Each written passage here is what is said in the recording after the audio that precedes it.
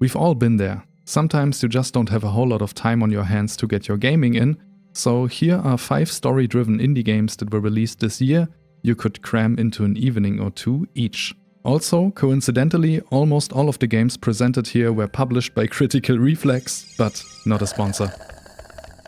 To kick things off, we got Threshold, an atmospheric psychological horror game created by Julien Hervé.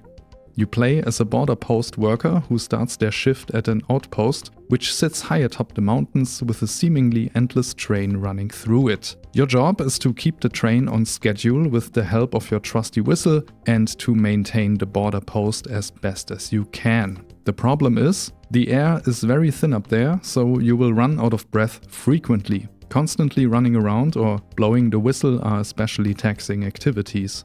But don't you worry, my good comrade, because there are air cans to find and earn if you've been an obedient worker. Just take a bite and let your lungs fill with fresh, tasty oxygen again. Now that's better. Blind obedience aside, soon questions about the specifics of this whole operation will occupy the back of your mind, like what's the train transporting in the first place? Or why is there a freshly dug grave in the corner? Your helpful colleague Mo can help you with those and other questions that pop up from time to time during your playthrough. Just don't expect a straightforward answer. Maybe he's hiding something.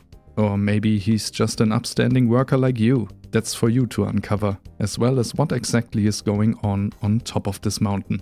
Threshold is a short but sweet experience, occupying you for 1 to 1.5 hours per playthrough, but multiple playthroughs are recommended as it features different endings for you to discover. The atmosphere and story, or payoff rather, are very unique, with the latter leaving quite a bit of room for interpretation in my opinion, and I have to commend the developer for not putting any cheap scares in here too. It's also very unique how the game handles its difficulty. At the beginning of the game you have to pick a country, and for reasons still undisclosed, this determines how easy or challenging your run gets. So as a German I had to pick Canada first, obviously. But yeah, all in all I highly recommend checking out Threshold if you're looking for a short, very eerie title that questions your obedience at every turn and ultimately your consumerism as well.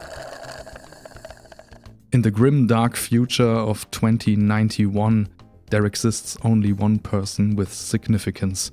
And this person holds a pan, a paltry peddler, stripped of rank for crimes forgotten, determined to feed any mouth that goes hungry. Can you fry eggs on top of Mount Everest? Arctic Eggs, a surreal sci-fi cooking game by the Water Museum, tries to answer that question. The developers themselves describe Arctic Eggs as something like getting over it with cooking mechanics, and that's pretty accurate if you ask me, because this game doesn't really hold back with its challenges right from the get-go.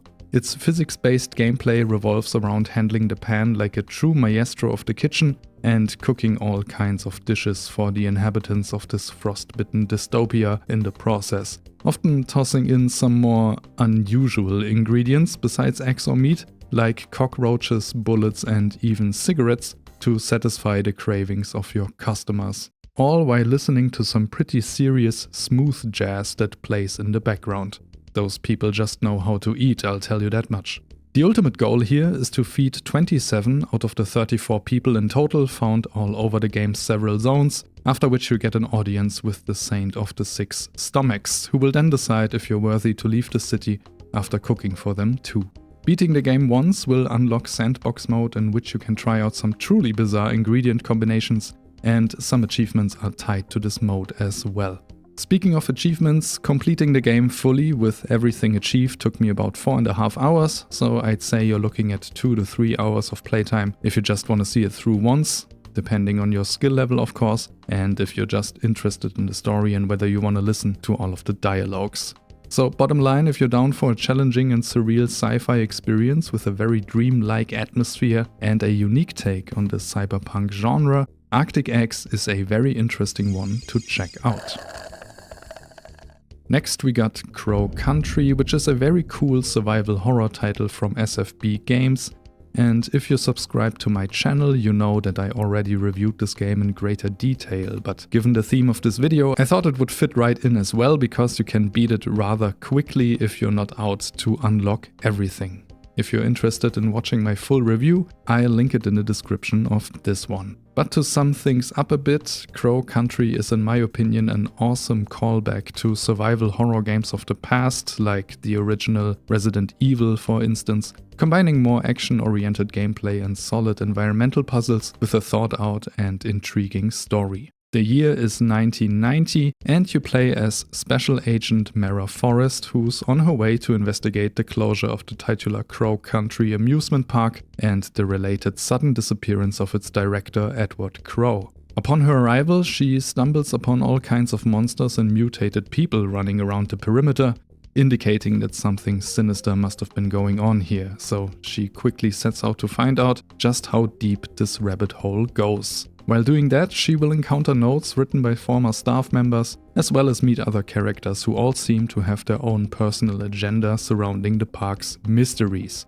As mentioned, combat is more action-focused here, with lots of ammunition and a bunch of different weapons and upgrades to find, as well as the occasional secret and puzzle to crack. You can unlock additional cosmetics and bonus items by beating the game with a high enough rank, encouraging you to play through the game multiple times if you're so inclined. But playing through it once without going for 100% will occupy you for 5 to 6 hours, I'd say, depending how thorough you are.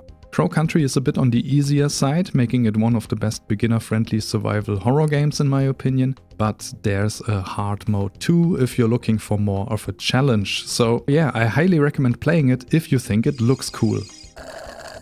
From one retro-inspired horror game to the next, we got Sorry We're Closed, the debut title from development duo A La Mode Games. And frankly, this game just blew me away.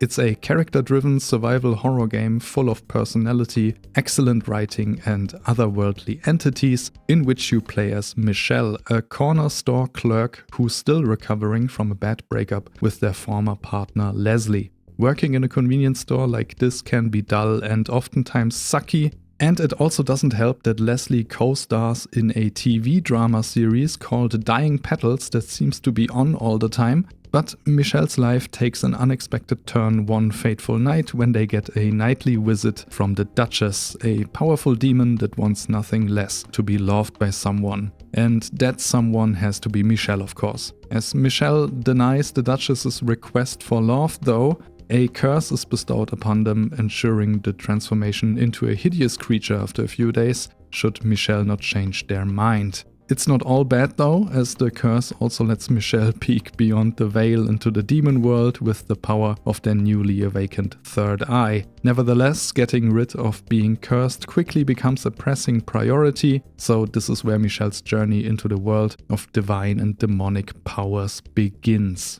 So gameplay-wise, Sorry We're Closed plays basically like a queer version of Silent Hill, with the majority of the game happening in third person with fixed camera angles, while combat is pretty much a first-person affair in which you can expose your enemies' weak points with your third eye. Your weapons will deal significantly more damage to them if you hit those weak spots, and in my opinion it's a very cool combat mechanic which I enjoyed quite a bit, and it's even better if you use mouse and keyboard instead of a controller. I for one couldn't hit crap while using a gamepad. Besides fighting enemies and awesome bosses, you'll come across puzzles you have to solve in order to progress too. What's a good survival horror game without puzzles, am I right? While following the main story, there are also several side quests you can tackle, and there are a lot of choices to be made here which will actually shape the outcome of your playthrough. So there's substantial replay value here if you're looking to unlock all endings and want to see everything, but I'd say you're looking at 7 to 8 hours for your initial run through, so maybe something for multiple gaming evenings then, if you're on the market for a stylish, off-kilter survival horror game that's as unconventional as it looks. Also, the soundtrack just slaps.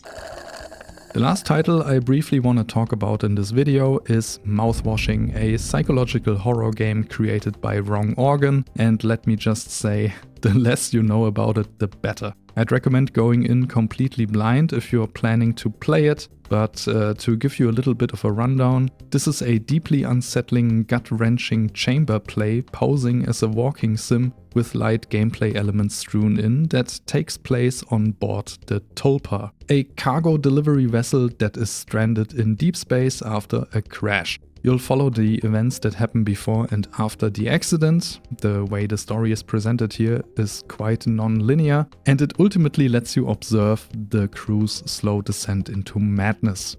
Mouthwashing is a very foreboding and atmospheric experience. It felt like I was playing an interactive Stanley Kubrick movie, for example, and that's pretty much the essence of the game, I'd say. It's more of a cinematic visual novel almost. It does feature some gameplay segments, of course. Besides looking and walking around the spaceship, there's also a bit of stealth and action to be had here, but the focus is very much on the narrative and the dialogues. And those aspects are the selling points of Mouthwashing and the reasons you should play it, in my opinion. The writing here is nothing but excellent, and the characters you'll come to know and interact with feel lively and fleshed out. Keep in mind though that this is a very heavy and dark piece of media, perhaps not the best to tackle and unwind with after a long day of work, but one that's very much worth it if you're looking for a bleak, dreadful story that manages to immerse you immensely and gets under your skin for the 2 hours it takes to complete. Highly recommended, and maybe the best narrative-driven experience I've interacted with this year. So there you have it, 5 story-focused PS1-style indie games released this year, each of which you could finish in one sitting or 2 or 3 or 4. There are more games out there that would fall into this category, of course, like the equally out-of-whack Schizo Simulator Psychopomp Gold, for instance, but that's something for another video maybe. Anyway, with that said, I leave you to your thoughts for the time being. I hope you enjoyed watching this video as much as I did making it, and I'll see you in the next one.